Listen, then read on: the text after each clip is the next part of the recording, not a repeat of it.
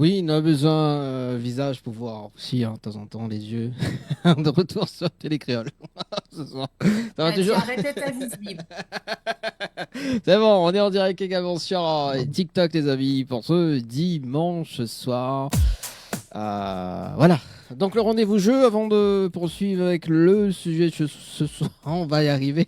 Ce soir? Et Oui, ce soir. ce soir. Tu bois pas sous, toi? Tu bois pas sous? Non. Allez, le séjour pour deux personnes avec petit déjeuner inclus à l'hôtel L'Hermitage. Donc il faut envoyer donc l'Hermitage, Hermitage par SMS au 7010. Donc pour deux personnes avec petit déjeuner inclus et taxe de séjour offert, les amis. Donc à l'hôtel L'Hermitage, donc avec petit déjeuner inclus. Ça c'est bien ça pour la fête des mères, Jenny. Hein, ça arrive Oui, le merci pour 31 le mai. cadeau. Ouais. C'est avec plaisir, Jenny, pour ce soir. Merci, le plaisir est tout pour moi. Ça, c'est bien. C'est cool. Allez, c'est parti, les amis, pour ce dimanche soir. Salut, Valentin, comment elle est? Et ça va bien et Ah vous? ouais, ça va, hein, tout doucement. Je Hein. suis Et- apparue. Ça y est, elle Ah n'est plus invisible. C'est bien, je l'ai plus invisible. Ben voilà. Elle n'est plus invisible. Nous allons pouvoir aborder justement les sujets sur tous ces troubles invisibles qui, pour beaucoup encore malheureusement, dérangent. Et pourquoi ça dérange, n'est-ce pas? Donc, on va commencer le sujet. Donc, comme je disais avant la petite pause musicale, hein, on va aborder tout ce qui dit TSA, TDAH, à ne pas confondre avec justement ce qui est bipolarité et troubles de personnalité, qui sont des choses quand même complètement différentes. Enfin, en tout cas, même si parfois ils se regroupent hein, dans une même personne, malgré tout, on est sur la neurodivergence. Donc du coup, effectivement, on entend beaucoup parler des mots aujourd'hui, donc de l'autisme, TDAH, hypersensibilité, HPI, bipolarité, etc. Et parfois, tout est mélangé, comme je viens de le dire, et parfois, tout est même trop minimisé, parce qu'on parlait d'invisibilité, justement. Dès lors où ça ne se voit pas, on ne le comprend pas. Et c'est la grosse problématique. Et par exemple, quand un enfant hurle parce qu'on l'a changé de place en classe, on dit souvent, bah, il fait un caprice. Sauf que, bah, parfois, c'est pas juste un caprice. Il y a une réalité, une réelle souffrance derrière. Et c'est un effondrement complètement neurologique au final. Donc, la première question, quand on parle de troubles du neurodéveloppement, c'est moi qui bafouille maintenant, de quoi parle-t-on exactement? Donc, avec Varinka, on va poser, donc je vais lui poser toutes ces questions et vous aurez la possibilité d'intervenir sur la troisième partie de l'émission ou même entre-temps. Hein. Dani, tu as le numéro, s'il te plaît, du standard et du petit resto? Oui, voilà, donc 06 Merci. 93 488 996 pour les appels en direct ou bien via par texto hein, pour les plus timides 06 92 170 862 également si tu veux lâche un petit commentaire également sur la page TikTok donc Tropicana Live Tour Émission. On salue quand même les personnes qui sont connectées qui regardent le live également. Exact, exact. Bonsoir à Sissi Bastet hein, qui est avec nous ce soir sur le live du direct. Alors du coup, la première question. Donc, quelle différence entre un trouble, un retard, une difficulté passagère et un simple trait de personnalité, Varenka? Est-ce que tu aurais justement une différence à nous apporter ou un éclairage à nous apporter en l'occurrence? Oui, bien sûr. Alors déjà, bah, merci hein, d'être là tout le monde. Alors, je me représente quand même, Varinka Robert. Je travaille dans voilà, la thérapie brève et avec des outils qui vont permettre d'aider, en tout cas pour ce sujet de ce soir, comment on va aider les personnes avec la PNL, la programmation neurolinguistique. On va dire le logiciel, ça va être le cerveau. Justement, comment on va aider toutes ces personnes à être mieux. L'hypnose, ben, comment, grâce, ben, s'il y a le cerveau et après, ben, s'il y a des choses qu'on n'arrive pas à faire comme ça, ben, on va travailler, on va aller avec le logiciel, c'est le cerveau, et on va aller voir le décodeur, on va aller voir les choses qui sont inconscientes, un peu cachées. Et donc, ça peut être vraiment des outils, un outil en tout cas aussi intéressant pour aller travailler l'hypersensibilité, les émotions. Et puis à l'énergétique, où je vais apporter un soutien et une libération des mots qu'on ne voit pas, justement la partie invisible. Pour te répondre, pour vous répondre, quelle est la différence entre un trouble, retard, difficulté passagère et simple trait de personnalité? En fait, le trouble, ça va être un fonctionnement biologique. Donc, si je refais le lien au cerveau et le corps et les émotions, et on a un fonctionnement différent du cerveau présent dès la naissance. Selon, si c'est un trouble, on va voir, je pense qu'il y a une différence. Et il ne guérit pas ce trouble. On va apprendre à vivre avec. Et c'est structurel. Donc ça, le trouble, c'est un fonctionnement biologique différent du cerveau présent dès la naissance. Le retard, c'est un décalage. C'est un décalage chronologique. Par exemple, l'enfant, lui, il finit par acquérir la compétence. On va marcher d'abord, après il y a le langage. Est-ce qu'il fait le langage avant ou la marche? Parce que ça peut arriver. Mais plus tard, voilà, il va avoir des décalages. C'est ça qu'on dit, il peut avoir un retard entre un enfant qui va avoir un langage différé, pourquoi il y a des problèmes. Donc, on va noter ce retard. Ça va être Un rythme différent des autres, un finalement. rythme différent, un D'accord. rythme différent. D'où de savoir décoder ces informations. La difficulté passagère, qu'est-ce que c'est? C'est lié à un événement extérieur qui peut être par exemple un déménagement pour un enfant ou un adulte, ça peut être un deuil, ça peut être un stress scolaire. Donc elle est transitoire, la difficulté passagère. Le trait de personnalité, c'est une préférence comportementale. Par exemple, on peut être introverti, minutieux, on peut être extraverti, on va aller dans tous les sens, dire ah ouais, moi j'aime la fête, je vais bouger beaucoup. Cela ne handicape pas les fonctions vitales ou sociales de manière rigide. Voilà, c'est des traits, ce sont des préférences, on va dire ça comme ça. Donc cette approche holistique, pour ma part, permet justement d'apporter une autre approche, d'en voir les difficultés vécues, on va voir si justement cette personnalité qu'elle a, on va faire une identification pour faire des leviers de changement et de comment les aider à vivre mieux. Mais je te remercie. Et il y a une autre question donc qui me vient là pour le coup parce qu'on dit que le TSA et le TDAH donc sont souvent mal compris. Mais par exemple, tu faisais la différence entre le trouble, le retard, les difficultés passagères, le simple trait de personnalité. Mais à côté de ça, je veux dire, normalement, il y a des tests qui sont passés pour pouvoir Tout à fait. déterminer ce qu'est quel trouble finalement on peut avoir, que ce soit TDAH ou TSA. Est-ce que les tests sont faits comme des tests biologiques? Parce qu'on parlait justement de neurodéveloppement qui sont différenciés finalement. Est-ce qu'on va avoir des tests comme un IRM ou une radio ou quelque chose, ou alors on se base sur complètement autre chose? Est-ce que tu en Non, as une idée ou pas du tout? oui, il y a un test spécifique, il y a des tests spécifiques. Alors, quand on va voir des professionnels, des neurologues, on peut parler à un psychologue, on va voir justement des personnes qui vont avoir, alors le terme là, je ne l'ai pas sous les yeux, je crois que c'est DSM 5-5. Ça va dépendre justement de ce qu'on va décoder, mais par des professionnels. Justement, ces Oui, le professionnels-là vont DSM, c'est donner. la référence des troubles, en fait, Tout à fait, tout à des fait. différents troubles, des pathologies, en fait, Oui. si j'ai Donc, bien compris. oui. Donc, du Donc, coup, oui.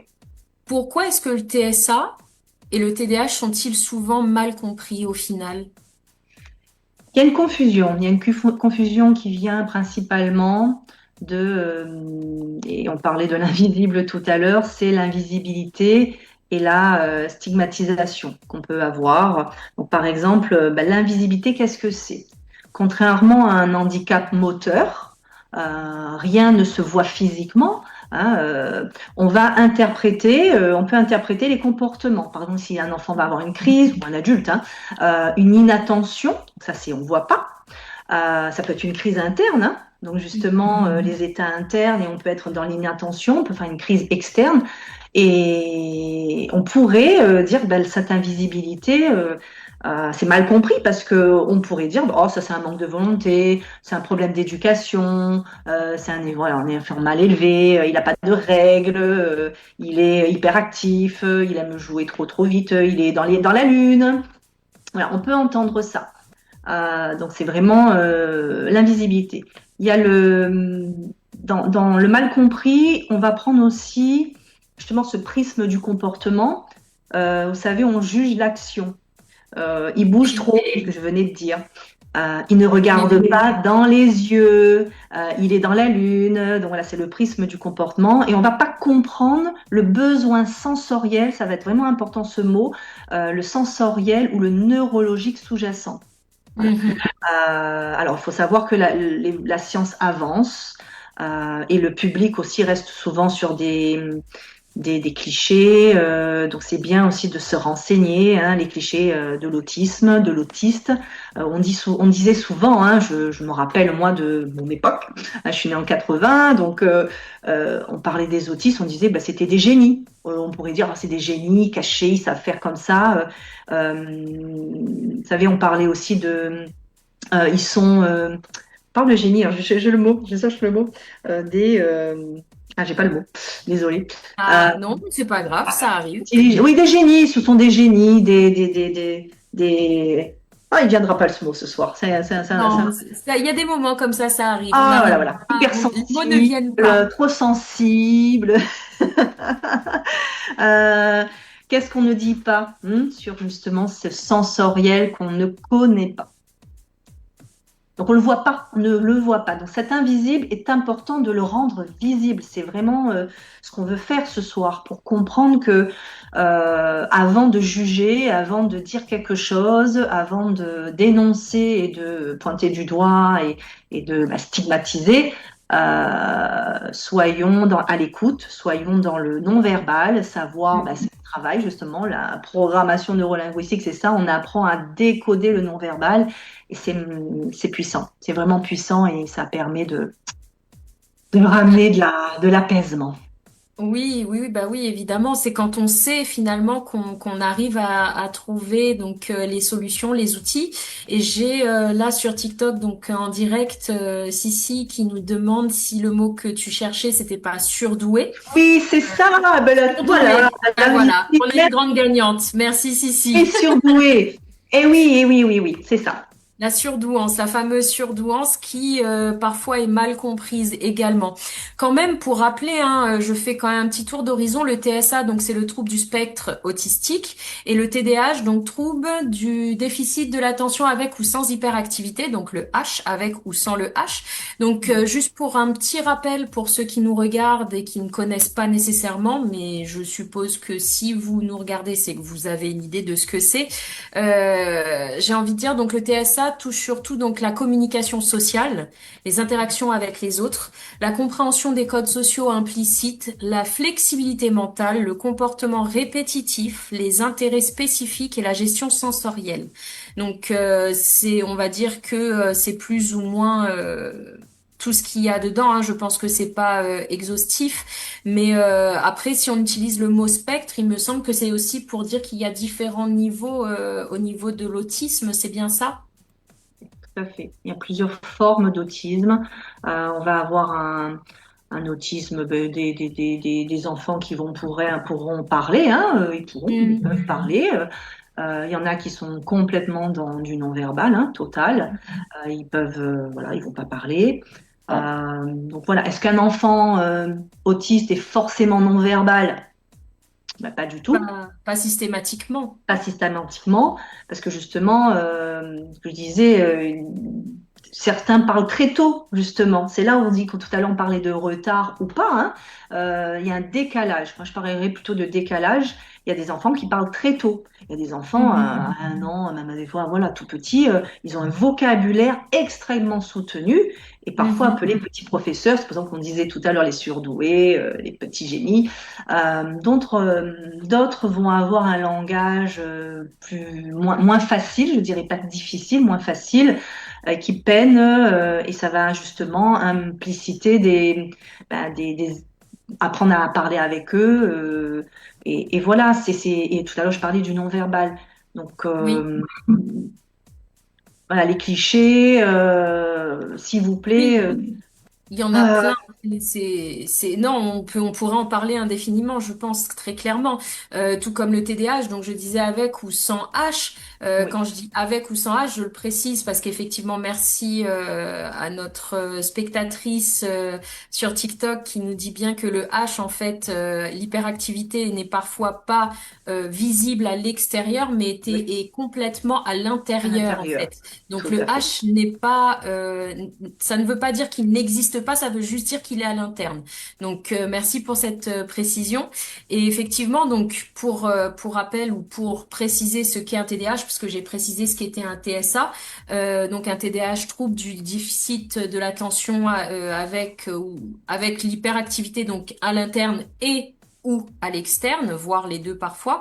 Donc ça touche surtout l'attention, l'impulsivité, l'organisation, la planification, la gestion du temps, la régulation émotionnelle, parfois l'hyperactivité physique ou mentale, donc comme on vient de le préciser. Et ce n'est pas de la paresse ou un manque de volonté. Il faut quand même le savoir. Tout comme pour le TSA, il n'y a pas de manque de volonté ou de la paresse, c'est juste une impossibilité de faire les choses comme, on va dire, les les neuros. Ah, Atypique. c'est moi qui n'ai plus le mot. Voilà. Bon, Neuroatypique, les je pense que c'est neurotypiques. Non, les neurotypique. neurotypiques. Les C'est les neurotypiques. TDAH et les TSA qui sont neuroatypiques et les Voilà. neurotypiques. Voilà. Donc, du coup, on continue sur nos questions une fois que ça s'est rappelé. Donc, pourquoi les gens confondent-ils finalement TSA, TDAH, HPI et hypersensibilité, si on y réfléchit? Je pense que c'est mal connu. Comme je disais tout à l'heure, on stigmatise, on peut. Je pense que c'est un manque d'information, hein, ou de connaissances. On ne va pas chercher l'information. Et parce que ça peut se ressembler aussi. On pourrait dire, voilà, TSA, on va mettre tout le monde un peu dans le même bateau, dans le même, genre, le même panier. Mais c'est voilà, l'hypersensibilité.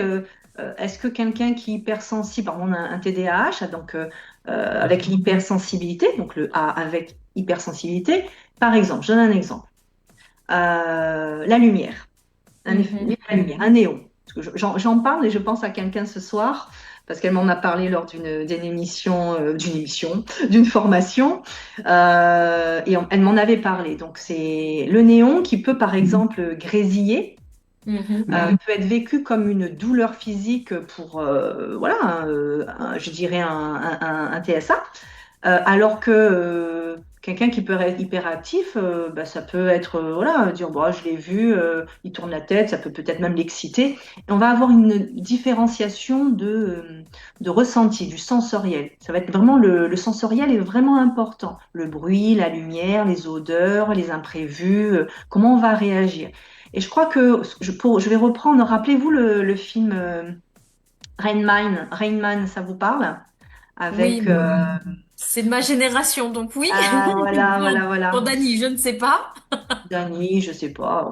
Écoute, Dany, il nous écoute même pas. Non, Dany, il est sur sa technique là-bas, il nous regarde pas. Donc, je pense que voilà, c'est la méconnaissance où on Il y a met. peut-être la méconnaissance, mais il y a peut-être aussi, parce que on parle souvent de comorbidité, au-delà Oui, du fait que, comme le précise ici, merci encore, du fait que, bah, effectivement, les frontières sont excessivement minces, c'est fin, ouais. j'ai envie de dire, entre guillemets, d'un symptôme à l'autre. Il y a le fait que c'est très mince, il y a le fait qu'il y a des comorbidités. Et par exemple, bon, par connaissance, par expérience, dernièrement, et je pense aussi à quelqu'un, c'est-à-dire que par exemple, le TDAH a une très bonne imitation si on est dans le trouble du stress post-traumatique. C'est-à-dire qu'on ne peut pas diagnostiquer quelqu'un si est-ce qu'il a un vrai TDAH ou est-ce que c'est dû à son trouble du stress post-traumatique selon ce qu'il a pu avoir en fait. Donc qui imite parfaitement les mêmes signes finalement que le TDAH.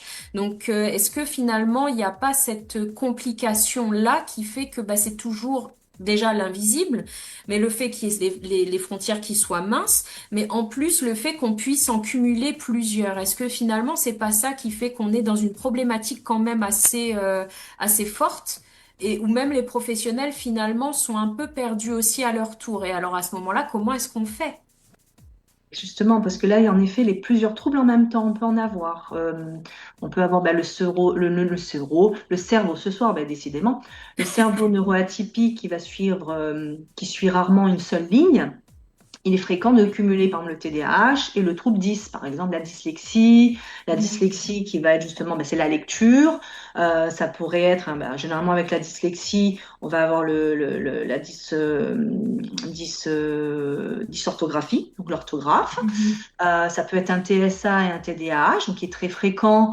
Donc le besoin de routine, de l'autisme, qui va se battre, il va combattre un peu le besoin de nouveauté. On va avoir des troubles anxieux. Donc comment justement aller décoder c'est quoi?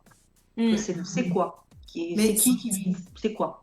c'est une bonne question. Maintenant, la question, c'est de savoir quels sont les premiers signes finalement qui doivent nous alerter, que ce soit pour un TSA ou pour un TDAH.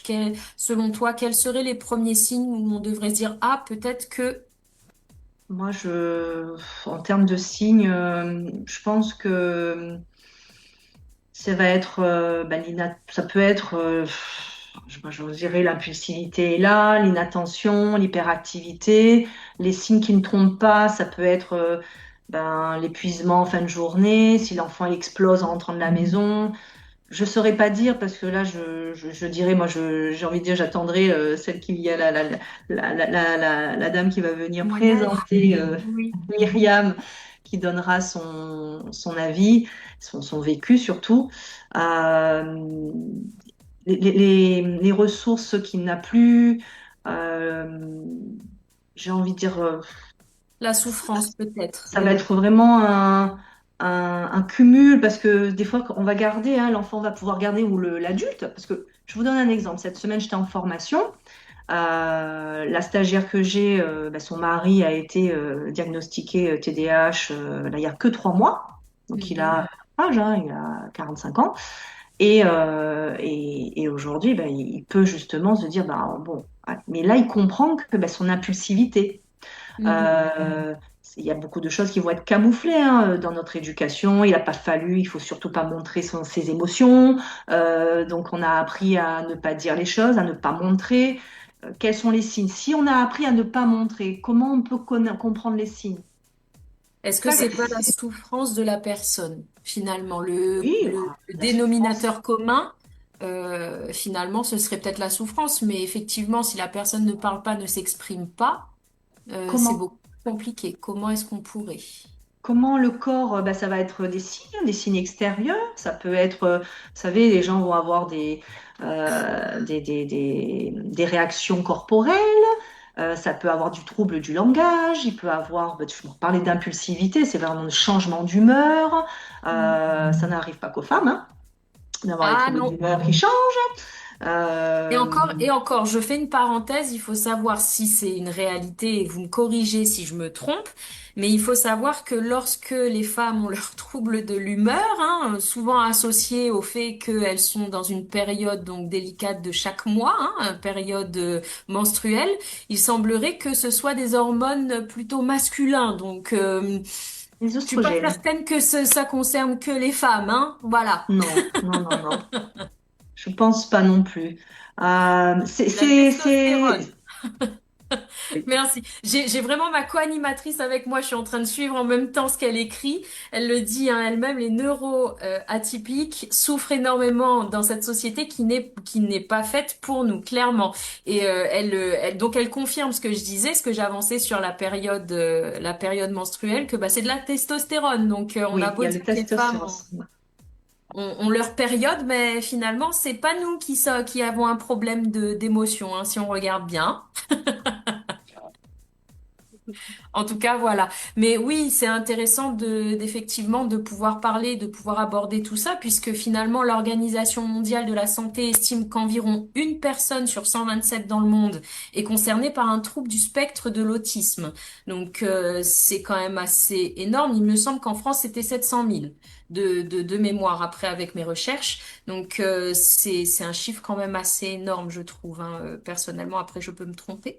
Mais voilà, donc le TDAH, donc c'est pas juste un enfant qui bouge trop, c'est souvent donc un enfant C'est qui ça. s'épuise à essayer de tenir, n'est-ce pas? Donc, si on considère que tous, finalement, on a cette capacité à tenir, à maintenir, à survivre selon ce qu'on vit, bah, imaginez ceux qui ont ces troubles invisibles qui doivent forcément en faire encore plus et qui, en plus, sont culpabilisés d'être différents. Donc, voilà. Et c'est pour ça que, on va pouvoir passer pour cette deuxième partie. Après la petite pause musicale, on va pouvoir passer au témoignage donc de Myriam qui va nous rejoindre et qui va nous raconter un petit peu, qui va répondre aux questions et qui va simplement nous expliquer son parcours et comment ça s'est passé pour elle ainsi que pour son enfant. En tout cas, merci Varinka pour cette première partie. Oui, avec Merci d'avoir plaisir. répondu. Et puis, on se retrouve juste après la pause musicale, une fois que Dany aura repris l'antenne et le tour. À tout de suite. À tout de suite.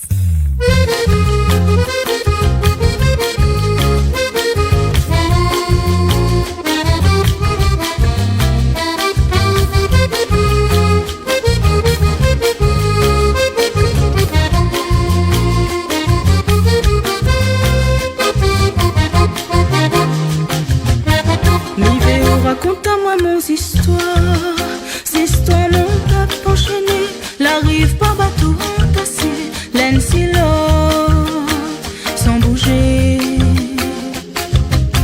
Mais dans autres 15 on avait l'espoir, saute tes rêves, saute liberté, coûte qu'écoute, saute la route, dans les hauts, dans le sentier. Raconte-moi encore l'histoire en chien qui va, l'histoire en reine avec son roi, l'amour plus fort que la mort. N'y vais pas oublier combien mon peuple a souffert, zot la vivent dans la douleur, mais si tout, zot la reste tout. Raconte-moi dans le temps marron, courage pour notre libération, pour briser la chaîne l'esclavage. Raconte-moi dans le temps marron, parle-moi mon héritage. Pas besoin d'attendre l'abolition pour nous rendre à autonomes.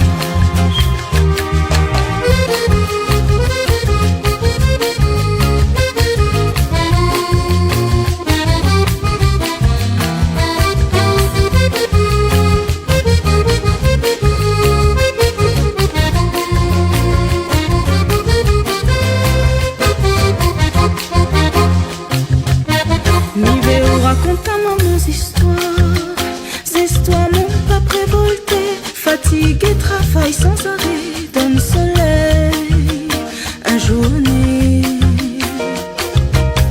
Mais dans autres 15 on avait l'espoir, zot la route, zot liberté, dans un royaume bien caché, dans les hauts, dans le sentier.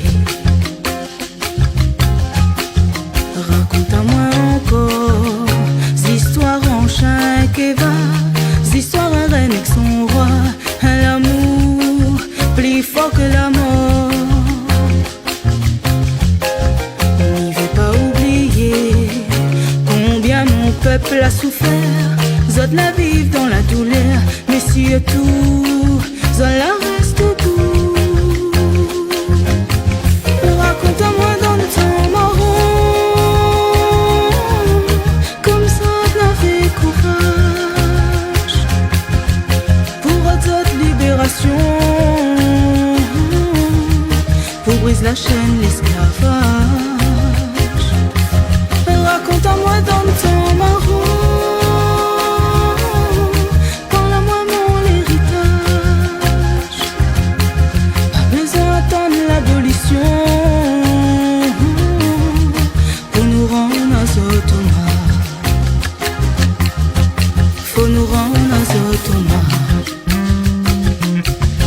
Nous va rendre autonomes.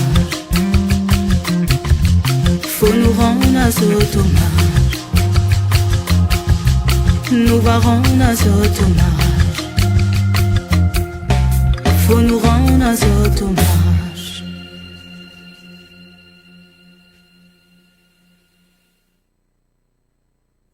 Allez, de De retour pour jouer un mauvais tour. Tu regardes ça, toi, Jenny?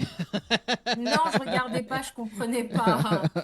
J'étais là, je devais être la seule enfant à pas regarder ce truc-là parce que je comprenais pas le concept en fait.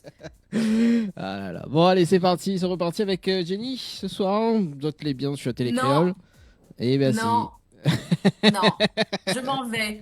Ok. Je pars. Est-ce que est-ce que Je tu t'en vas avec Marge Simpson ou pas? Non, ce soir je marche pas une merde. Pardon, excusez-moi. Allez, Mire, laisse à toi. Tu relaisses à moi. Bon, bah de retour effectivement pour cette deuxième partie. La deuxième partie avec le témoignage donc de Myriam. Bonsoir Myriam et bienvenue à toi sur Tropical Nightlife Tour. Comment vas-tu? Bonsoir tout le monde. Bah merci, ça va. Très contente d'être parmi vous. Eh ben, le plaisir est partagé pour nous. Alors, du coup, effectivement, ce soir, on a commencé avec Varinka, donc à parler du TSA, du TDAH, d'inclusion très rapidement, hein, voire on l'a à peine frôlé du bout des doigts, mais on en reparlera, je pense, sur le reste de l'émission.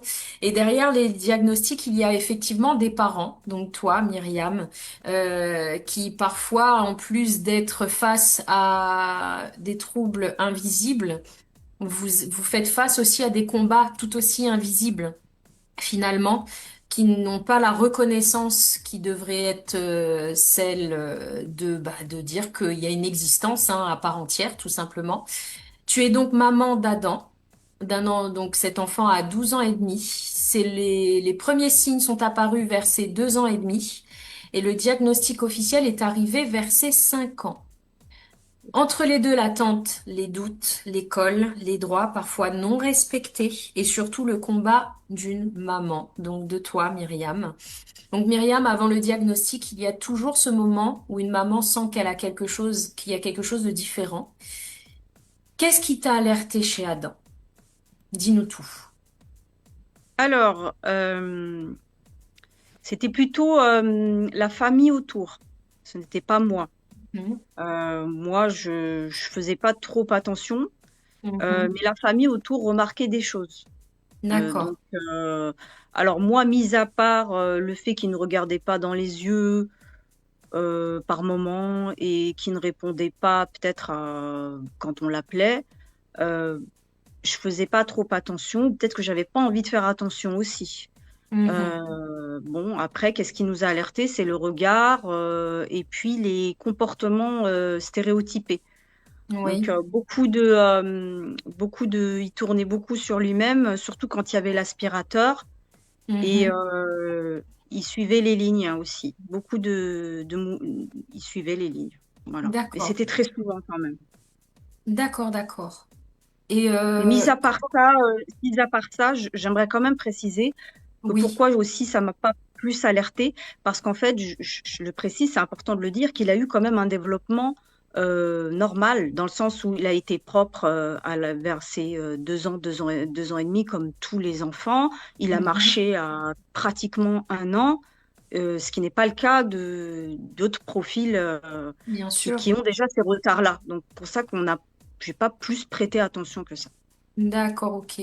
Mais du coup, alors, à partir des 2 ans et demi, donc finalement, tu te rends compte, grâce à la famille, qu'il y a effectivement des particularités. Mais comment as-tu vécu ces 2 années, ces années d'attente entre la découverte et justement le diagnostic qui a pu se poser à l'âge de ces 5 ans? Euh, Comment je les ai vécus? Alors, c'était difficile. D'accord. Parce que on connaît pas l'autisme, on a beaucoup d'idées reçues, beaucoup de préjugés, Mhm. nous-mêmes, hein, parents, parce qu'on n'avait pas de cas d'autisme dans la famille. Donc, du Mhm. coup, c'était le mystère, la peur, l'insécurité. Enfin, il y avait beaucoup de questionnements. Mhm. Donc, ça a été quand même un peu de déni. Je pense qu'il y a Oui. eu un peu de déni, il y a eu ça a été un petit peu difficile. à titre personnel en tant que parent, surtout qu'on a Mhm. cette phase un peu de culpabilité où on culpabilise, on pense que c'est notre faute, surtout nous les mamans, Oui. plein de remises en question, voilà. Et pour pas aider, l'école, ça aide pas aussi, parce que l'école aussi vous fait bien comprendre que votre enfant, voilà, c'est compliqué. Et là, pour l'instant, il n'y a pas de diagnostic. Donc, vous n'êtes même pas dans le diag, quoi, déjà. Oui, là, on est dans la culpabilité déjà en tant que parent personnellement en se disant on a un problème finalement, c'est nous qui avons créé le problème chez son enfant. Puis à l'école, finalement, on se dit en plus, il est pas comme les autres, donc forcément il réagit. Comment est-ce que je vais faire pour gérer? Parce que je suis pas à l'école non plus, donc forcément enfin, et puis en plus, il y a la découverte que c'est une possibilité puisque pour le moment, sans le diagnostic, on est encore à se poser 1 million de questions, j'imagine. Oui, alors les questions, c'est oui, sur le développement, sa scolarité. Oui, il y a plein de questions. Alors, nous, on a eu la chance quand même d'avoir une prise en charge quand même assez précoce. Parce qu'Adam, il était quand même alors PMI, suivi en PMI, mais tout de suite, on a eu un psychologue et on Mhm. a attendu à peu près 1 an pour rentrer en CMPP. Donc, pour avoir D'accord. le premier psychiatre vers l'âge de 3 ans. Donc, on a eu cette chance-là quand même, Que parce que parfois, même quand il n'y a pas de diag, très souvent, les familles, il n'y a pas de prise en charge. Oui, bah oui, Euh, c'est le plus compliqué.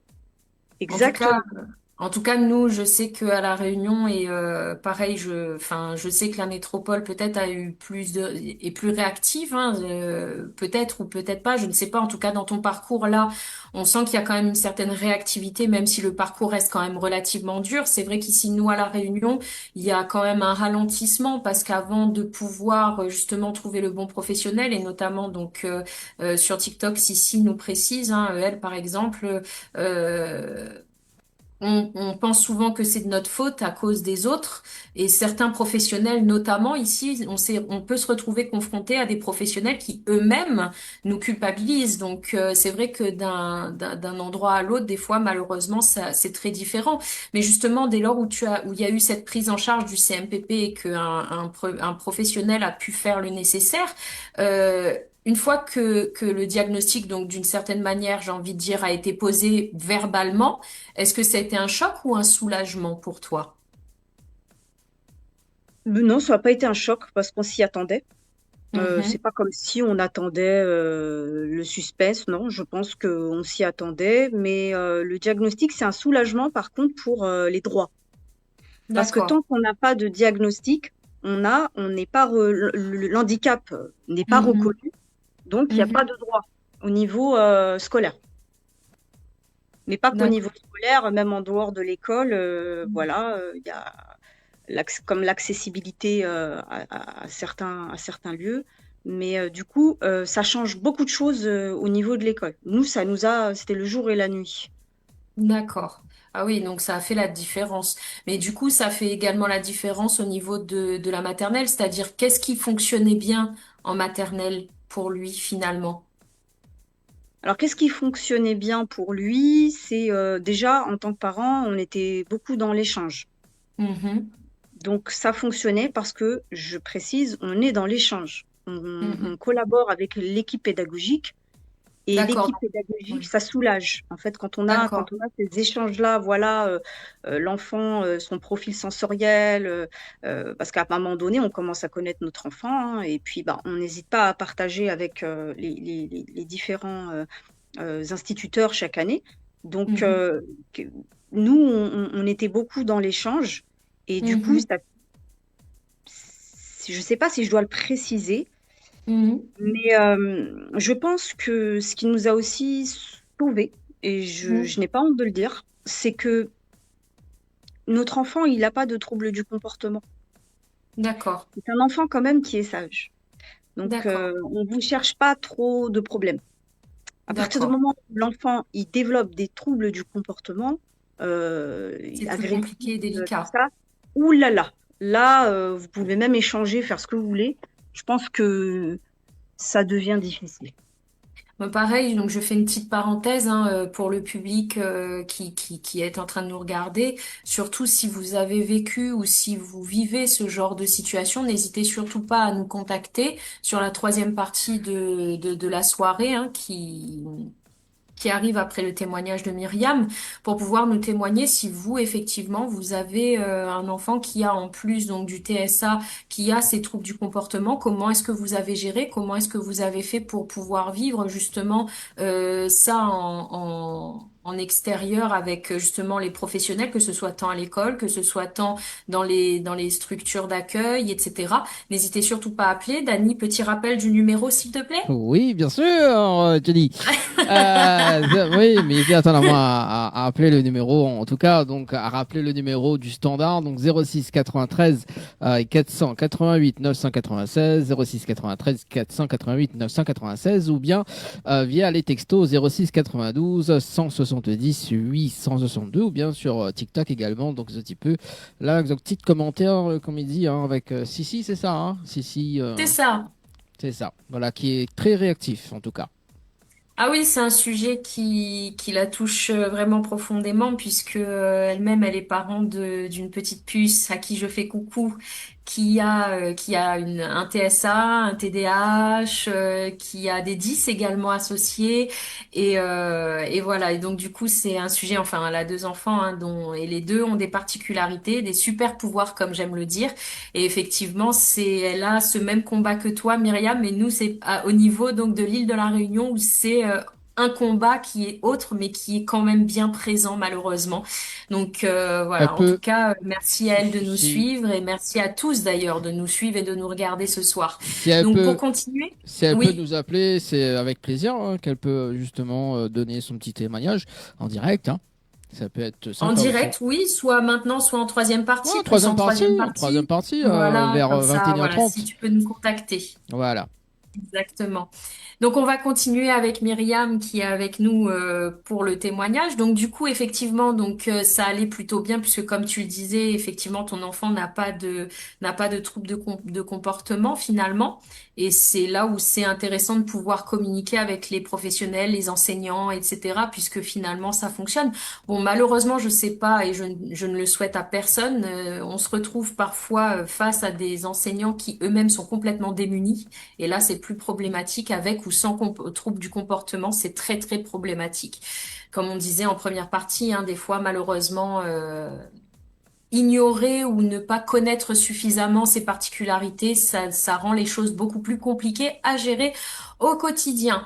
Du coup, par rapport à ça, donc ça fonctionnait plutôt bien. Et est-ce qu'il y a eu une évolution lorsqu'il est passé au CP, du coup, Myriam? Alors, une évolution déjà par rapport à quoi? Tout à l'heure, c'était la question je Oui, n'avais pas qui te compris. perturbait. Ouais, Oui. le Donc, cerveau, il veut pas. C'était par rapport à quoi? Qu'est-ce qui a changé par rapport à quoi? Pardon, Par j'ai rapport à la oublié. maternelle, c'est-à-dire que la maternelle, donc il y avait la communication avec l'enseignant, il y avait voilà vraiment un échange. Est-ce qu'il y a d'autres choses que vous avez dû mettre en place lorsqu'il est arrivé au CP, ou est-ce que vous êtes resté sur la même base, ou est-ce que vous êtes resté sur la même base plus des changements à apporter, à améliorer? Enfin, comment ça s'est passé au fur et à mesure où il a grandi, où il est allé de niveau en niveau? Comment ça s'est Mhm. déroulé en fait, plus que pour le CP, parce que bon, pour le CP, il y a le CP, mais il y a d'autres classes jusqu'à l'âge de ses 12 ans. Comment est-ce que ça a évolué finalement au fil du temps? Alors, ça évolue plutôt. Je vais dire bien en fait. Je vais dire bien. Mhm. Je vais choisir bien parce que j'ai quand même tiré des belles choses de l'inclusion. Mhm. Peut-être pas au niveau des apprentissages, mais au niveau de pas mal de choses, la bienveillance de la part des équipes pédagogiques, des différents instituteurs. Parfois, il y avait même des instituteurs qui n'avaient même pas mon fils et qui venaient échanger avec moi. Adam, c'était un petit peu la mascotte de l'école. Et du D'accord. coup, bah, vraiment, en tout cas, même au niveau des camarades, parce que du coup, les camarades me voyaient tout le temps. Et puis, Oui. je travaille au centre de quartier qui est à côté de l'école. Oui. Du coup, dans ce centre de D'accord. quartier, j'ai des élèves de cette école-là. Donc, en fait, on me connaît. Donc, D'accord. très souvent, les enfants venaient me poser des questions. Enfin, ça a créé du lien. Et Mhm. du coup, j'en garde vraiment des très bons souvenirs. Maintenant, ce qui a changé au niveau de l'accompagnement, et là, les problèmes, ils ont vraiment commencé. Au niveau de l'accompagnement, je parle parce que les instituteurs, moi, j'ai toujours eu de la bienveillance, j'ai toujours eu de l'échange, sauf une année, mais c'était plus l'accompagnement qui commençait à poser problème. Parce que les premiers problèmes au niveau des heures, déjà, les heures, c'est pas respecté.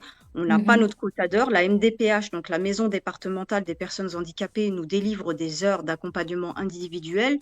Mhm. On se rend compte, pas tout de suite, hein, mais que les heures, il n'y a pas toutes les heures pour l'accompagnement de notre enfant. Donc finalement, il est mal accompagné. Mhm. Et j'ai eu la malheureuse, enfin, j'ai pas eu de chance. Je suis tombée sur une AESH qui était souvent absente. Ah, oui.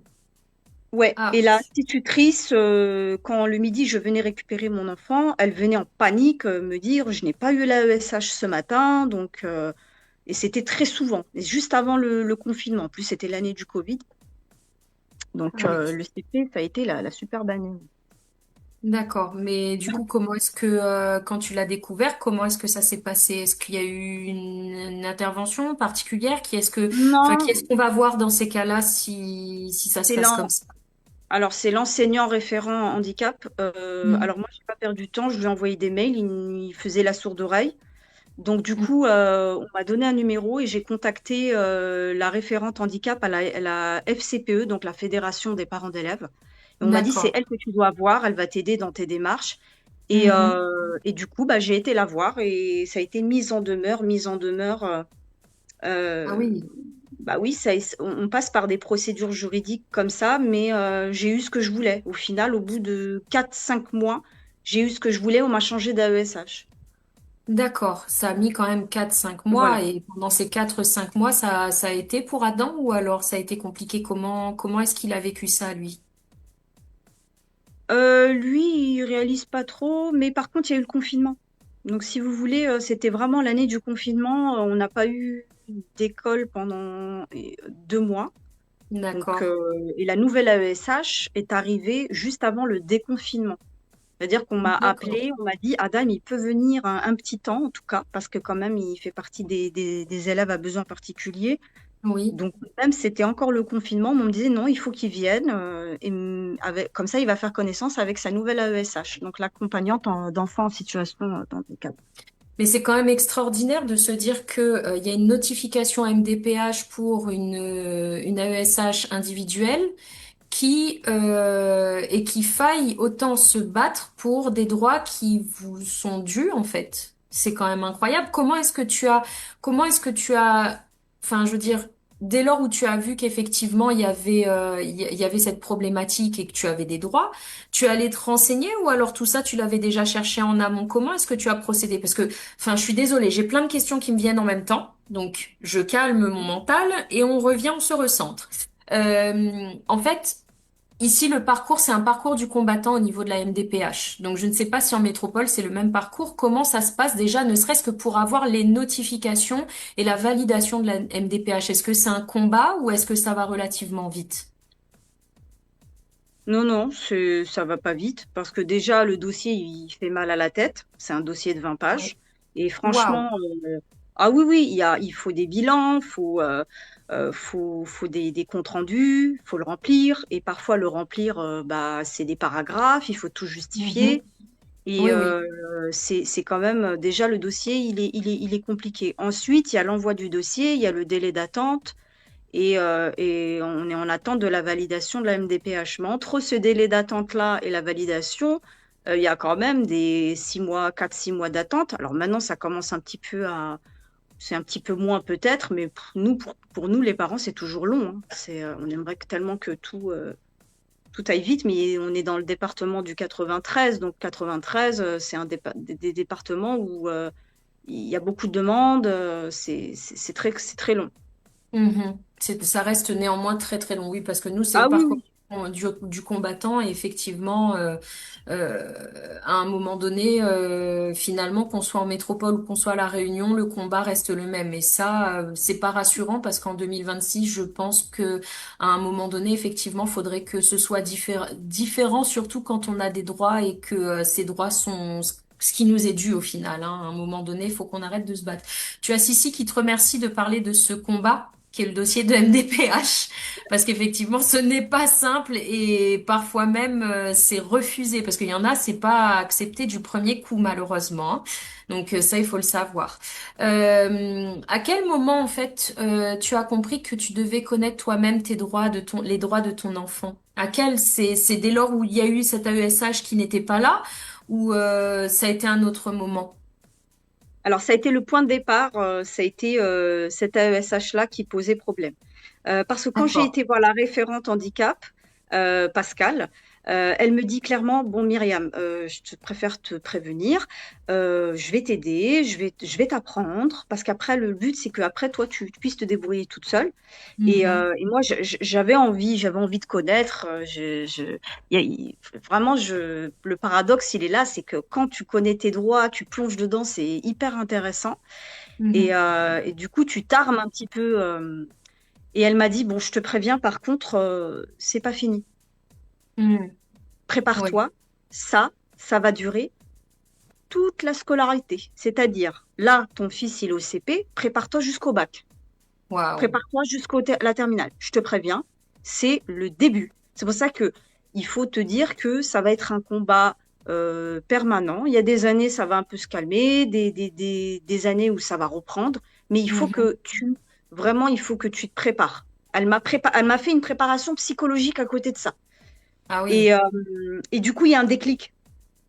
Il y a un déclic qui s'est fait à ce moment-là et je me suis dit, tiens, en tant que parent, on nous a raconté des histoires, on nous a Mhm. raconté que oui, l'inclusion, ceci, et en fait, on se rend compte de la réalité du terrain, que c'est le début.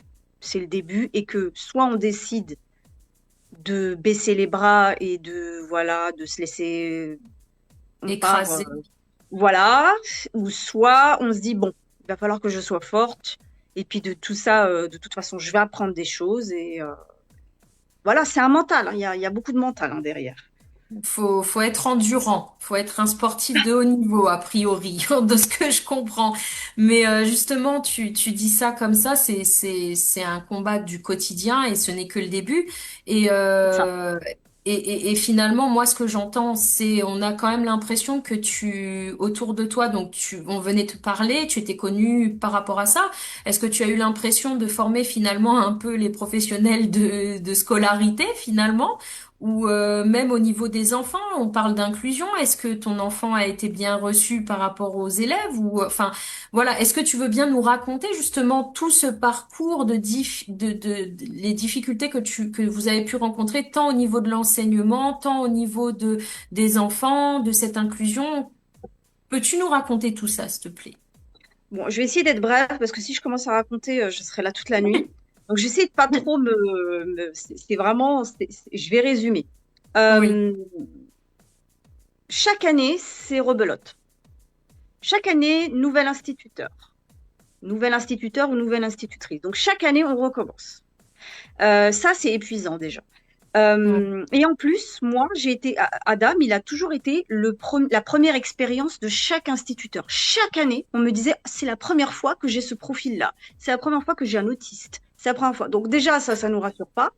C'est la Oui. première fois. Mon enfant était la première fois de tout le monde. Ah Et oui. du coup, donc chaque année, on répète.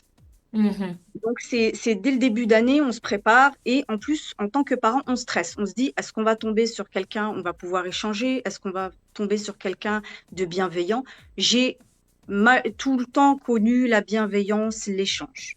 Mhm. Du coup, bon, ça se passait quand même plutôt bien. Parce D'accord. qu'Adam, c'est un enfant quand même qui est calme, qui écoute. Mhm. Les apprentissages, c'est à son rythme, voilà. Mais Mhm. en tant que parent, moi, c'est pas l'apprentissage qui m'intéresse, c'est la bienveillance. Est-ce qu'il est bien avec ses pairs? Est-ce Mhm. qu'il va échanger, être dans l'échange, les interactions? Voilà, c'était surtout ça.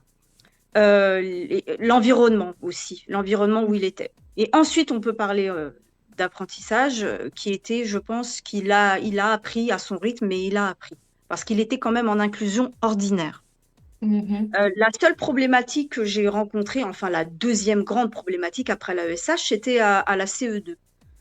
Et là, je suis tombée sur, j'ai vécu ce qu'on appelle, alors je ne le savais pas à l'époque, hein, mais c'était bien de la discrimination à l'handicap. Ah, Ah oui, tu on veux est bien nous discriminé. raconter ce qui s'est passé? Bah, en quelques mots, en CE2, donc moi, chaque début d'année, je fais un petit échange quand même avec l'instituteur pour Mhm. parler du profil d'Adam. Parce que les profils autistiques, hein, il y en a beaucoup, ils se ressemblent pas. Ils sont tous Oui. différents au niveau sensoriel, enfin plein de choses. Donc en CE2, j'ai eu l'idée, et j'en avais parlé au psychiatre du CMPP, de préparer un livret, donc je l'avais Mhm. préparé tout l'été, pendant les vacances, un livret de présentation du profil de mon enfant. Comme ça, Mhm. l'instituteur, au début d'année, bah, je lui donne. Mhm. Comme ça, c'est un petit peu comme si c'est mon fils qui parle et qui dit, voilà, moi, je m'appelle Adam. Et c'est comme si c'était Adam qui parlait, qui se présentait. Mhm. Et bien avant que je le termine en septembre, j'ai une enseignante CE2 qui était trop silencieuse à mon goût. C'est-à-dire que là, elle me le déposait au portail, elle rentrait en courant, je me dis, ouh là là, ça sent pas bon. Parce que Mhm. pour moi, j'ai pas connu ça dans le passé. Là, c'était quelque chose de nouveau, d'étranger. Enfin, j'ai pas l'habitude de ce mutisme-là. Donc, Mhm. du coup, j'ai trouvé que c'était étrange. Et ben, mon pressentiment était juste parce que la fin septembre, j'ai dit, écoutez, ça serait bien quand même qu'on puisse échanger un petit entretien informel, juste pour vous Mhm. parler d'Adam, voilà. Et tout de suite, oui, votre enfant n'a pas sa place ici. Il n'a pas sa place à l'école. Elle t'a vraiment dit ça. Texto. Mais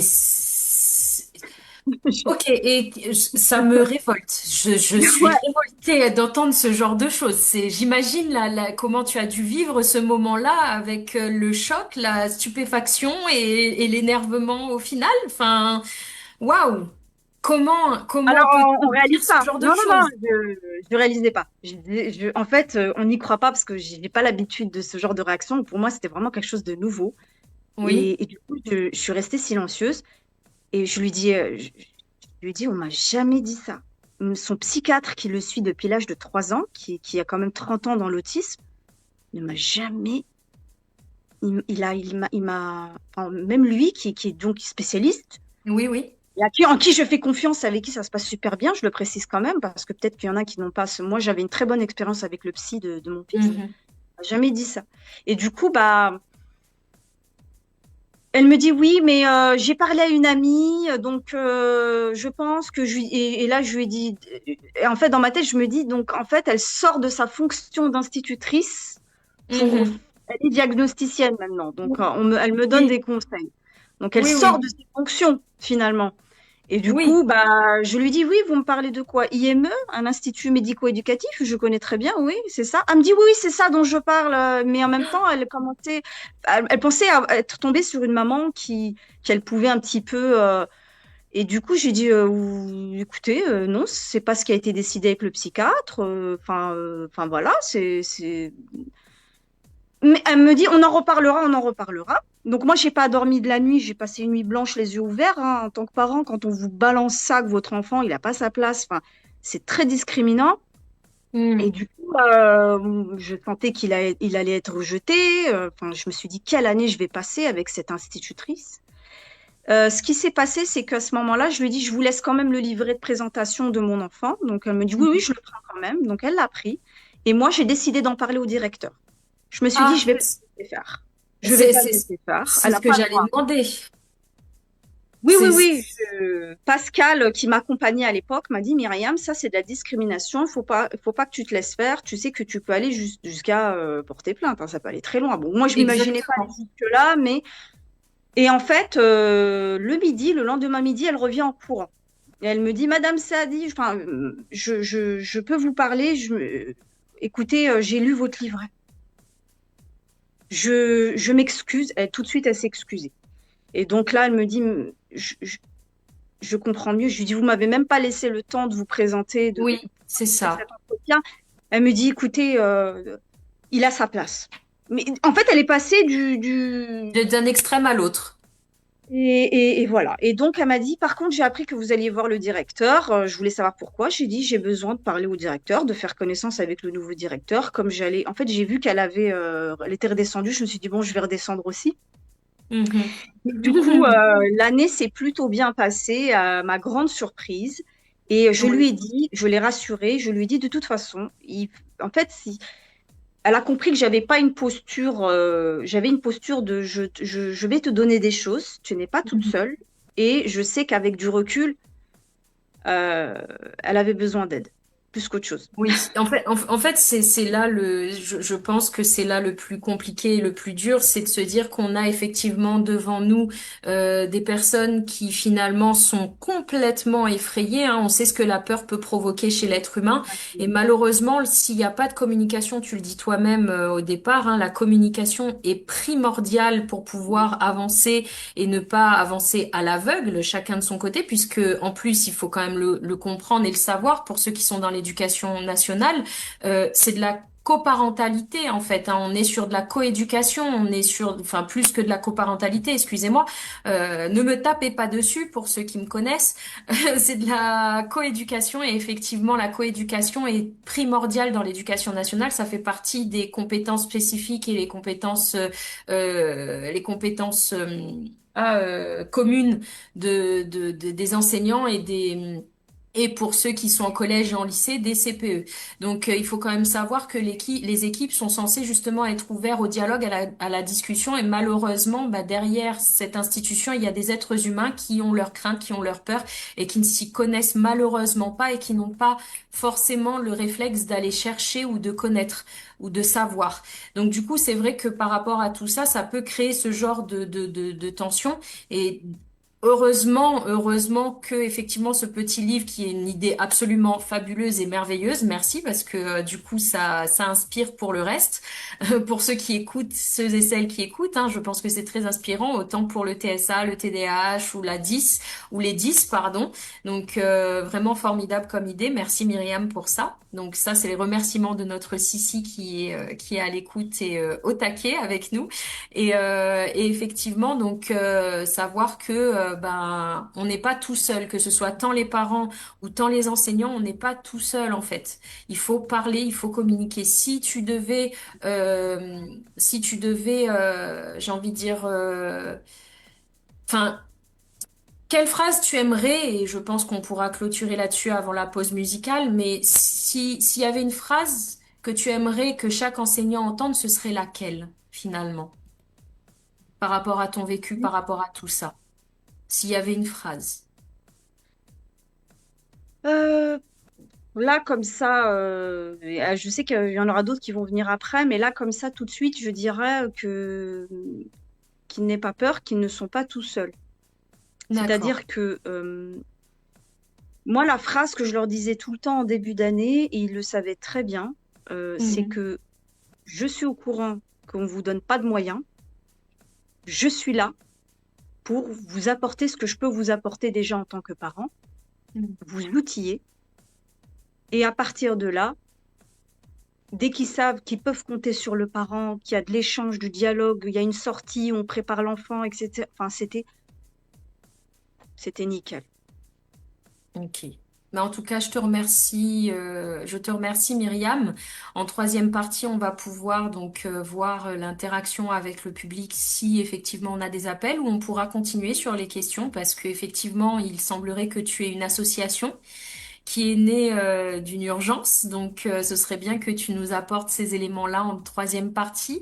En tout cas, on verra, on pourra aborder, mais je te remercie en tout cas pour ce témoignage et cette participation. Et en attendant la troisième partie, il y a donc la petite pause musicale, n'est-ce pas, Dani? Yes, à tout de suite sur Télécréole. À tout de suite.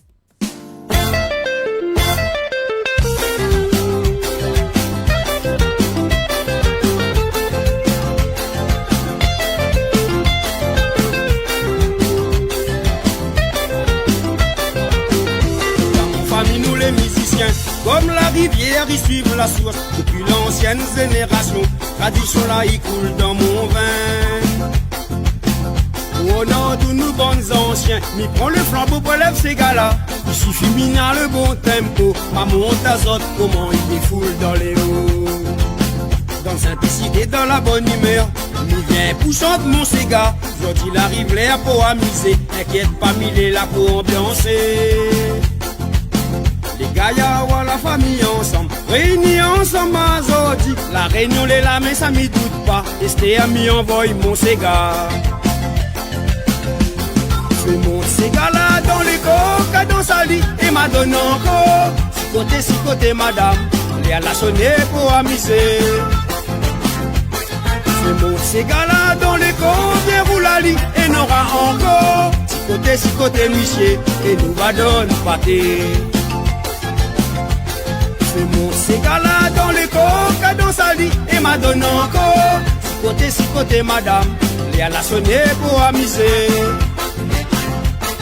Je monte ces gars-là dans les coques, bien roule la lit, et n'aura encore. Si côté, monsieur, et nous va donner pâté.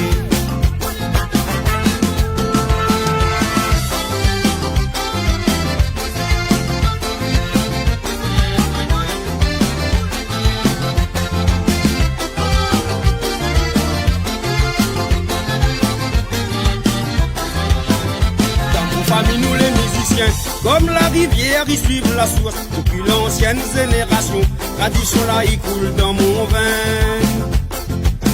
Mi vois le sourire dans votre regard, c'est pas un hasard, c'est mon pouvoir. Il suffit mina le bon tempo, ma monte azote, comment il défoule dans les hauts.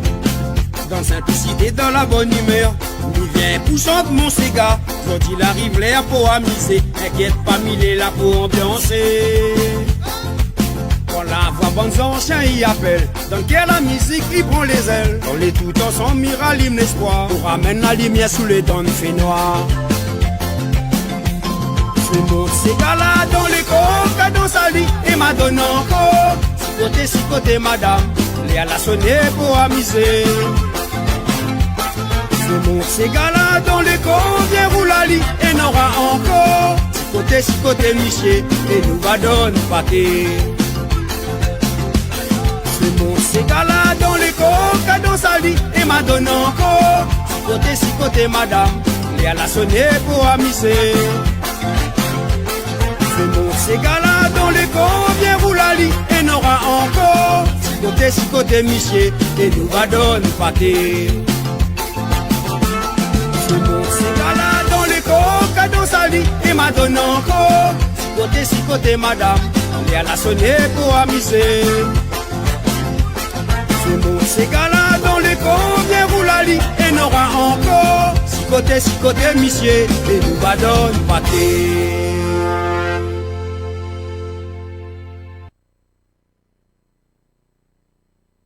Et de retour sur Télécréole pour ce dimanche soir avec Jenny. Ça va, Jenny? Non, Jenny, elle a démissionné, elle est Ça va? partie, elle va chercher de quoi boire, elle a soif. Ah, Elle a trop t'as parlé. t'as fait quoi pendant la pause, Jenny? Voyons. Ben, j'ai continué de parler aux invités parce que toi, tu le fais pas, Oh. espèce de malpoli, va. Non, quand même. Hein.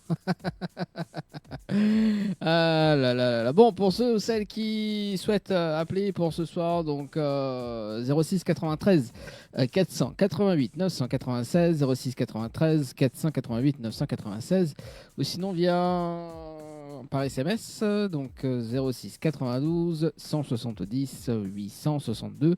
06 92 170 862. Il y a quand même Sissi qui est très réactif, en tout cas sur Réactive. TikTok. Hein. Voilà, donc si elle veut appeler, il n'y a pas de souci. Hein, pour donner son petit témoignage. Ce serait pas mal. Si, es-tu disponible? Peux-tu nous appeler en direct pour nous partager ton quotidien et ta vie? Avec justement les mêmes particularités par rapport à ton enfant, à tes enfants du moins, parce que tu en as deux. En tout cas, fais-nous signe si c'est possible pour toi, sinon un petit message. Nous, on continue, donc merci d'être avec nous depuis le début, pour ceux qui nous suivent. Et ce soir, effectivement, on a parlé donc des différences qu'on voit mal, mais qui changent toute une vie, finalement, que ce soit tant au niveau des familles, que ce soit tant au niveau des enfants. Hein. Et maintenant, on va passer donc donc aux questions et aux réactions, vos vécus, etc. Donc si vous le souhaitez, vous pouvez nous contacter. Sinon, nous, on va continuer à discuter. Donc avec Varinka qui était là en première partie et qui a volontiers répondu à nos questions. Et avec Myriam qui nous a partagé donc son témoignage. Donc voici les questions. Donc, avez-vous déjà vu un enfant être jugé au lieu d'être compris? Si c'est le cas, n'hésitez pas à nous appeler. Donc à vous de nous dire, à vous de venir vers nous. Deuxième question. À l'école, qu'est-ce qui manque le plus? Les moyens, de la formation, du temps ou simplement de l'écoute? Voilà, selon vous. Répondez à la question qui vous parle le plus, hein. Je vous demande pas de retenir toutes les questions parce que je ne sais pas si ce sera possible. La question numéro 3, donc comment faire la différence entre adaptation et favoritisme? Si vous avez un avis là-dessus, n'hésitez pas à nous appeler. En quatrième question, une inclusion qui épuise l'enfant. Est-ce encore une inclusion? Est-ce que c'est encore une inclusion? Et la dernière question, est-ce qu'on accepte vraiment la différence ou seulement quand elle ne dérange pas? Voilà, voilà. Donc appelez-nous en direct au 06 93 488 996. Merci Dani pour la petite étiquette en dessous que je peux voir et que je peux lire. C'est tout à fait En normal. attendant, on continue. Donc du coup, Myriam, il semblerait que tu as créé ton association. Est-ce que tu veux bien nous partager donc cette expérience et comment elle est née, de quoi, de comment? Enfin voilà, n'hésite pas, raconte-nous ton histoire à ce niveau-là. On t'écoute, nous sommes toutes oui. Alors, l'association, elle est née d'une volonté de terrain, c'est-à-dire que depuis plusieurs années, j'accompagne des familles dans l'ombre qui ont vécu la même chose que moi, mais encore plus difficilement. Voilà, c'était vraiment des situations beaucoup plus complexes que la mienne. Et du Oui. coup, elles avaient besoin un petit peu de conseils par rapport à leurs droits, parce qu'en fait, on devient juriste malgré nous. Donc, à force, on connaît. Donc, du coup, je suis devenue une experte de l'inclusion scolaire. Donc, on va dire que je prépare ces familles quand elles ont des entretiens avec les équipes de suivi de scolarisation, donc les équipes pédagogiques. Donc, je les coach un petit peu. Parfois, je leur fais des petits courriers, des choses comme ça. Après, je ne m'occupe pas de tout ce qui est dossier MDPH. Mais surtout pour les conseiller pour qu'il y ait quand même une meilleure inclusion pour leur enfant.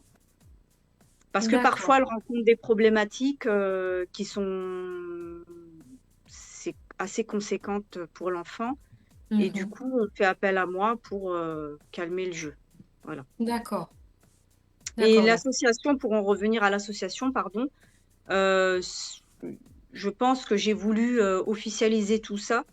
Donc, j'ai voulu créer ma propre association pour pouvoir proposer des ateliers aux parents pour pouvoir un petit peu leur expliquer comment s'outiller. C'est ça, comment? Ouais, c'est ça. Oui, Quels c'est outils ça. avoir? Oui, pardon. Les outils à avoir, les préparer pour que l'inclusion se passe au mieux. Parce que là, tout commence par nous, les parents. Ce qu'il faut savoir, c'est que le parent, on est les premiers professionnels, experts, connaisseurs de notre enfant. Et Exactement. que tout commence par nous. Et on ne peut pas déposer notre enfant. Non. Alors nous, comment et en fait, j'ai vraiment envie de passer ce message-là à ces parents-là, c'est que il faut d'abord connaître son enfant, son fonctionnement, et ensuite transmettre à l'école. Et voilà, ça se fait vraiment avec pas mal de dialogue, leur faire comprendre, parce que parfois, c'est pas évident pour les parents. C'est pas évident dès le départ. Eux, ils pensent naïvement. Moi aussi, hein, je suis passée par là, hein, que on a un dossier MDPH, on a des droits, c'est bon, on peut déposer notre enfant et tout va bien. Et c'est terminé, on n'a plus rien à Non, faire. bah Mais non. justement, ce qui me pose question, je suis désolée, je vais fermer la fenêtre. J'ai deux chats qui sont en train de se battre dehors. Je reviens.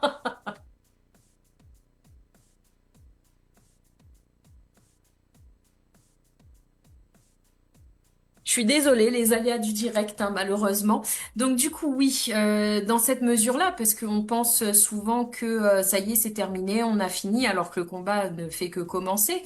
Mais justement, je pense que c'est quand même assez épuisant physiquement, mentalement, pour pouvoir tenir.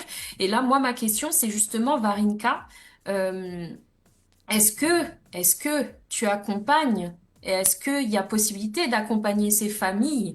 Et comment est-ce que, du coup, vous feriez ensemble en collaborant? Si tu veux bien nous expliquer ça justement par rapport à cet accompagnement. Oui, on me voit. Je ne sais pas si on me voit. C'est bon.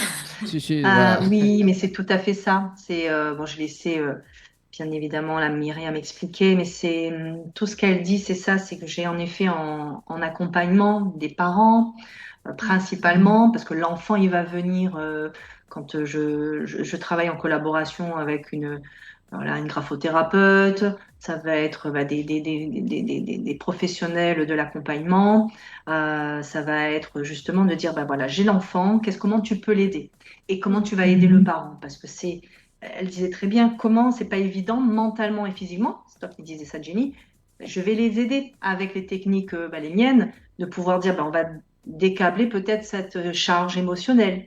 On va venir apaiser le corps. Comment, pour que Myriam disait, c'est un parcours pendant des années. Donc, comment accompagner ce corps, le vôtre, hein, en tant que maman ou papa, c'est accompagner le corps physique. Et au niveau du cerveau, comment on va travailler? Donc les peurs, on a parlé des peurs tout à l'heure.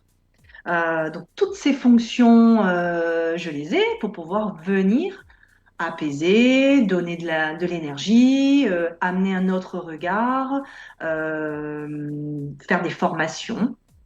Je forme justement à toutes ces techniques du non-verbal, comment peut-être même dans une entreprise, parce que on est autour de nous, on a des regards, on peut voilà justement euh, être pas très sympathique quand on ne connaît pas.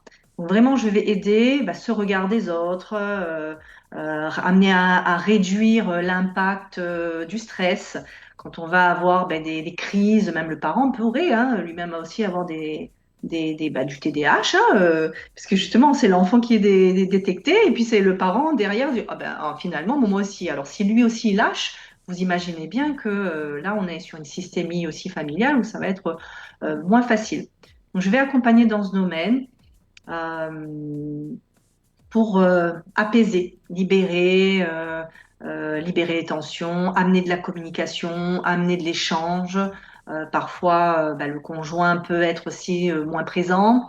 Voilà, un des conjoints, si c'est le papa qui s'en occupe ou est-ce que c'est la maman, avec les professionnels, parce que je forme aussi dans ce domaine médical et paramédical, donc c'est vraiment des aménagements. En fait, on va vraiment créer du lien, de la compréhension. Myriam parlait des ateliers tout à l'heure. Donc ça m'intéresserait, je veux dire, c'est quelque chose qui pourrait être intéressant, pourquoi pas, de créer du lien. Quand elle propose ces ateliers, comment on peut, avec des techniques, les miennes, associer et donner justement de l'élan. Et j'ai envie de dire tous ensemble parce que j'avais un mot, moi, tout à l'heure, c'est dire un peu plus pour la fin, c'est dire le vivre ensemble, c'est quoi finalement? Mhm. Et l'invisible, j'aime travailler sur l'invisible, c'est cette sensibilité, elle est à sensibiliser.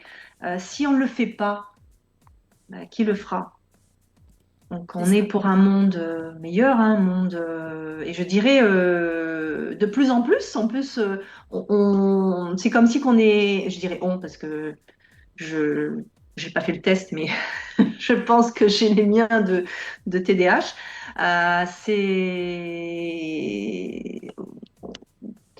Les personnes se découvrent justement, même sur le tard, avoir ces troubles-là. Donc, se dire, mince, comment on fait? On ne connaît pas, c'est un autre monde. Et justement, en PNL, on dit la carte n'est pas le territoire. Ça veut dire quoi? La carte n'est pas le territoire, c'est que je vais comprendre déjà c'est quoi ma carte, la carte du monde.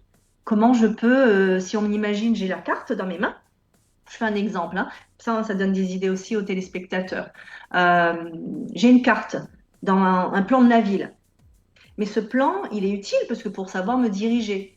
Mais c'est pas la ville elle-même qui pose problème. C'est que dedans, mais il y a des odeurs, il y a des bruits de voiture, il y a des choses qu'on comprend pas trop. Et le territoire, c'est comment moi je vais avoir ma réalité, le monde dans lequel, comment je vois le monde tel qu'il est, et la carte. C'est la façon dont notre cerveau interprète cette réalité. Donc mon travail, c'est d'aller aider les gens à aller comprendre comment ça marche. On a des cartes, on a tous une carte différente.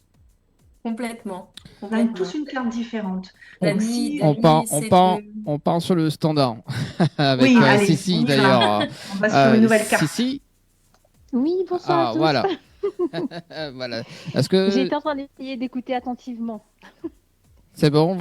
T'entends Sissi, c'est bon? Oui, je l'entends. Ok, super. Vas-y, je laisse la parole, Sissi. Oui, je voulais vous remercier, autant Varinka que Myriam, parce que sincèrement, je suis hyper contente d'entendre tout ce que j'entends depuis le début de l'émission. Sincèrement, ça nous permet de nous sentir moins seuls. Parce que, je vais vous dire, comme l'a dit Génie tout à l'heure, j'ai un enfant qui a été diagnostiqué, mais qui est adulte aujourd'hui. Et à l'époque, à La Réunion en tout cas, je n'avais jamais entendu parler de TDAH. Jamais. Et il a été suivi pendant 2 ans. Et pendant les 2 ans, personne n'a su voir son TDAH. Pourquoi ? Parce que mon fils est également au potentiel intellectuel. De ce fait, il est passé entre les mailles du filet. Encore une fois, je tiens à remercier Varinka, sinon Myriam, parce qu'elle a dit quelque chose que je répète tous les jours à tout le monde, c'est que en étant parents, nous sommes experts de nos enfants. Hélas, cette expertise n'est pas prise en compte par les professionnels parce qu'ils pensent qu'en tant que maman notamment, parce que très souvent, on accuse la maman d'être à l'origine du trouble de l'enfant. On nous accuse de voir le handicap de nos enfants au travers du prisme de la parentalité, de la maternité. Donc, on minimise en fait tout simplement notre témoignage, notre expertise. Donc, merci Myriam d'en avoir parlé. Merci à Varinka également parce qu'elle a dit autre chose qui était très important, c'est de parler de la propension génétique que peut avoir le TDAH ou le TSA, parce que c'est le cas dans ma famille. J'ai 2 enfants qui ont 2 pères différents et mes 2 enfants ont tous les 2 des troubles neuro-spécifiques, voilà. Et c'est aussi mon cas. Et c'est aussi le cas de ma mère notamment. Donc, c'est vous dire comment est-ce que ce côté génétique-là a quand même une importance. Même si je sais que ce n'est pas toujours le cas, c'est quand même très souvent le cas. Voilà, merci à tous les 2. Merci à toi, Sissi. C'est le Et avec but de plaisir, cette vraiment. émission. Exactement. D'ouvrir les connaissances, d'ouvrir les portes, et puis surtout, comme tu viens de le dire, Sissi, le fait de se sentir moins seul. C'est relativement réconfortant, surtout dans le monde où on doit se battre quotidiennement pour pouvoir avoir et attester les droits qui sont les nôtres, en fait, hein. Donc oui, tout ça, ça fait du bien, on est là pour ça, et c'est pour ça qu'existe cette émission. Voilà, C'est en tellement tout cas. difficile. C'est tellement difficile parce qu'on se sent seul. Au départ, on se Oui, sent seul et on se rend compte que c'est pas les professionnels qui vont nous aider finalement, ce sont nos pairs.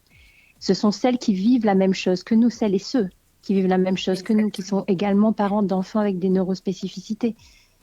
Ce sont mais ces personnes-là qui sont de meilleurs conseils. du Oui, coup, c'est de la pérédance. j'ai quand même une question pour toi, hein, Sissi. Si, si. Qu'est-ce qui manquerait le plus à ton avis? Les moyens, la formation, du temps ou simplement de l'écoute, finalement? Alors, je pense que c'est un peu de tout ça. Franchement, je pense qu'au niveau des professionnels, moi, je me suis retrouvée face à certaines choses qui sont, oui, révoltantes. Tout comme l'a été le témoignage de Myriam tout à l'heure, quand elle parlait Tout à de fait. l'enseignante qui est venue lui dire que son enfant n'avait pas sa place à l'école. Moi, c'est un professionnel qui est venu me voir, une neuropédiatre, qui m'a dit, Dieu merci, mes enfants n'ont aucun handicap, mais je pense que ça, ce serait le mieux pour votre enfant. Et je suis Waouh, partie en pleurs. Et j'étais waouh. révoltée. Et je lui ai dit, mais Ce vous vous qui rendez compte de la violence de vos propos? Je vous appelle Hmm. parce que j'ai besoin d'aide. J'ai besoin d'avoir du soutien parce que au moment où je l'ai appelé, mon enfant changeait pour la énième fois d'AESH en étant TSA. Le fait même de changer d'enseignant tous les ans, c'est déjà compliqué. Mais si en plus tous les ans on me change d'AESH, c'est hyper difficile pour l'enfant parce qu'il va passer 3 mois, au lieu d'être dans les apprentissages scolaires, à être dans l'apprentissage de la socialisation avec cette nouvelle personne. Or, on lui retire une personne qui était une personne socle sur laquelle elle pouvait se reposer pour pouvoir travailler correctement. Et d'une année à l'autre, en fait, elle perd 3 mois d'apprentissage.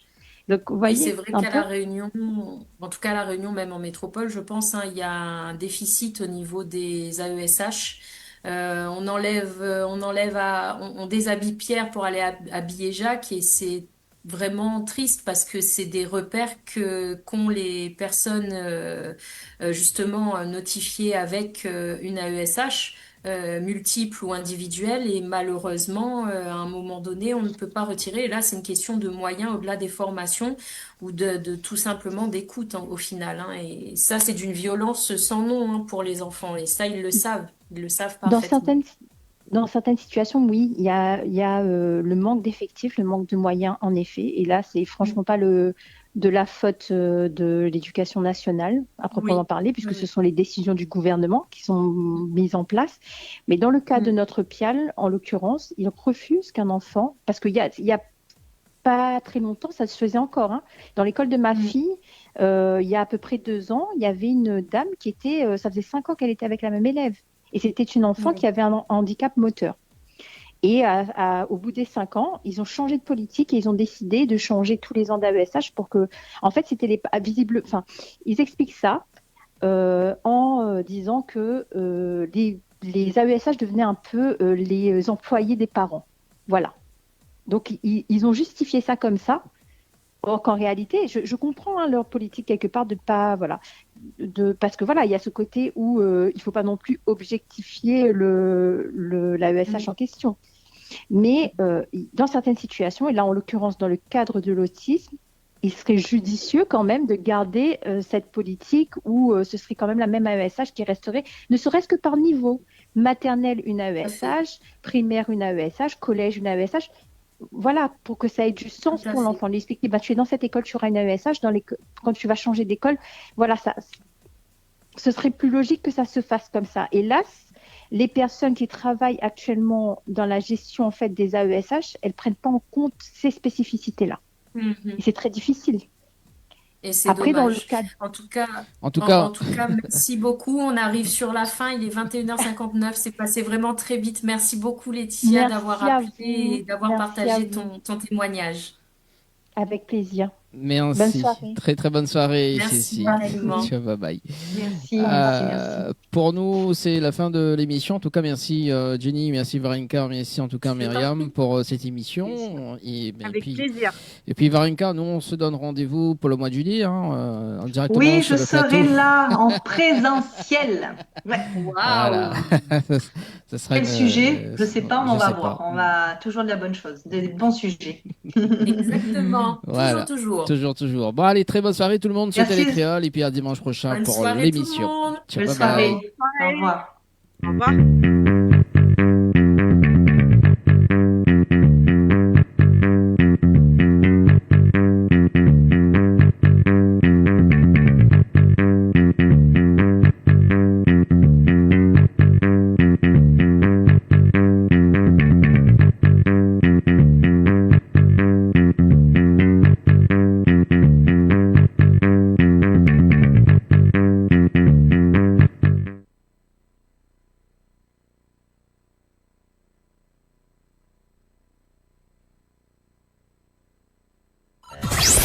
Retrouve l'équipe complètement barjo de 20h à 22h pour le Tropical Nightplay Tour en direct sur ta télé. Konemi les fiers, rappelle-la aussi Tinder, l'ami gay par amassement d'air. Faut m'y vite mon cœur, fait bientôt 10 ans que nous vivons avec le temps. Comme un histoire sans fin, l'amour on la donne, nous la main. Oh baby, fais-moi des promesses, raconte pas d'histoire. Trop longtemps bafoué plongé dans l'illusoire. L'amour a ses raisons, permets-moi d'y croire.